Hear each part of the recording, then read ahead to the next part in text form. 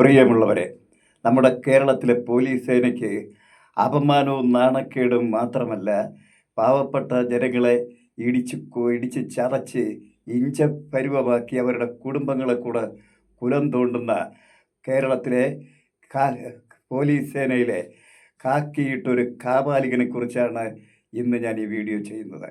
അദ്ദേഹം ഇന്ന് കേരള ആലപ്പുഴയിലെ DYSP ആയ മധുബാബുവാണ് ആ കാപാലികൻ എന്ന് നിങ്ങൾ മനസ്സിലാക്കുക.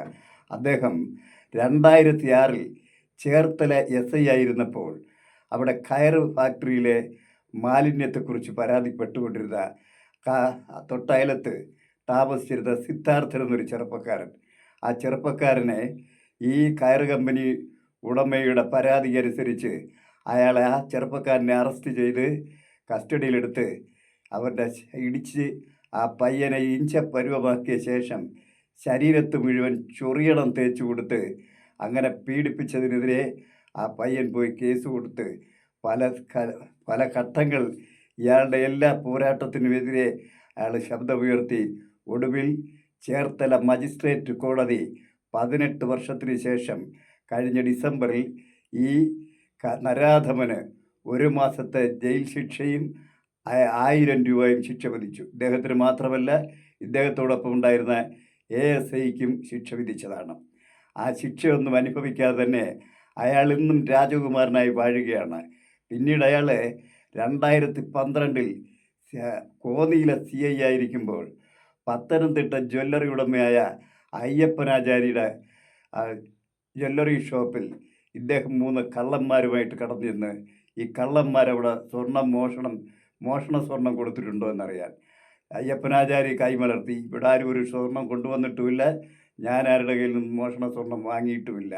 അങ്ങനെ യാതൊരു തെളിവുമില്ലാതെ അവിടെ തിരിച്ചു പോയി കഴിഞ്ഞപ്പോൾ അദ്ദേഹത്തിൻ്റെ ഡ്രൈവർ, അതായത് ഈ കാക്കിയിട്ട നരാധമൻ്റെ ഡ്രൈവർ അയ്യപ്പനാചാരിയോട് പറഞ്ഞു, സാറ് വന്നതാണ്, സാറിനെ വെറുതെ വിട്ടാൽ പറ്റില്ല, അദ്ദേഹത്തിന് സ്വർണമോ പണമായിട്ട് കൊടുക്കണം, ഇല്ലെന്നുണ്ടെങ്കിൽ അയാൾ നിങ്ങളെ നിലത്ത് നിർത്തത്തില്ല, പീഡിപ്പിച്ച് കളയുമെന്ന് പറഞ്ഞു. പക്ഷേ അയ്യപ്പനാചാര്യർ സമ്മതിച്ചില്ല. ഞാൻ തെറ്റൊന്നും ചെയ്തിട്ടില്ല, ഞാൻ ആരുടെയും മോഷണം മുതൽ വാങ്ങിയിട്ടില്ല, അതുകൊണ്ട് തന്നെ ഞാൻ കൈക്കൂലി കൊടുക്കത്തില്ല എന്ന് അയാളൊന്ന് വാശി പിടിച്ചു. ആ കൈക്കൂലി കിട്ടാഞ്ഞതിന് വേണ്ടി ഈ പാവപ്പെട്ട അയ്യപ്പനാചാര്യയുടെ പേരിൽ 18 കേസുകളാണ് പത്തനംതിട്ട ജില്ലയിൽ അയാളുടെ പേരിൽ ചാർത്തി കൊടുത്തത്. അതിനുശേഷം കൊല്ലം ജില്ലയിൽ 6 കേസുകളും, അങ്ങനെ ഈ 24 കേസുകളും അയാൾ കോടതിയിൽ കയറി ഇറങ്ങി നടന്ന് നിരപരാധിയാണെന്ന് തെളിയിച്ച് വന്നപ്പോഴത്തേക്ക് അയാളുടെ ജുവലറിയും ഷോപ്പും വിറ്റ് ആ ബിൽഡിങ്ങും വിറ്റ് മുഴുവനും നശിച്ച് അയാളെ ചെവിക്കല്ലടിച്ച് പൊട്ടിച്ച് ആ മനുഷ്യനിന്ന് ചെവിക്കകത്ത് ഇയർഫോണും വെച്ച് ഒരു ഭ്രാന്തനെ പോലെ ഒരു ഫ്രസ്ട്രേഷൻ ബാധിച്ച ഒരു മനുഷ്യനായി അയാൾ ജീവിക്കുന്നു. അതുപോലെ തന്നെയാണ് 2011 പത്തനംതിട്ട CI ആയിരിക്കുമ്പോൾ അവിടുത്തെ ഒരു അഭിഭാഷകൻ പ്രശാന്ത് കുറുപ്പ് എന്ന അഭിഭാഷകനെ ഡൈവേഴ്സ് കേസിൻ്റെ പേരിൽ കസ്റ്റഡിയിലെടുത്ത് അയാളെ ഇടിച്ച് ചതച്ച് കൈക്കൂലി കൊടുക്കാഞ്ഞതിന് അദ്ദേഹത്തെ 14 കേസുകളിലാണ് ഉൾപ്പെടുത്തിയത്. അദ്ദേഹവും ആ 14 കേസുകളിൽ നിന്നും ഇപ്പോൾ ഏതാണ്ട് 8-10 വർഷക്കാലം കേസ് പറഞ്ഞ് അദ്ദേഹം തൻ്റെ നിരപരാധിത്വം തെളിയിച്ചപ്പോഴത്തേക്ക് ആ മനുഷ്യൻ തകർന്നുപോയി.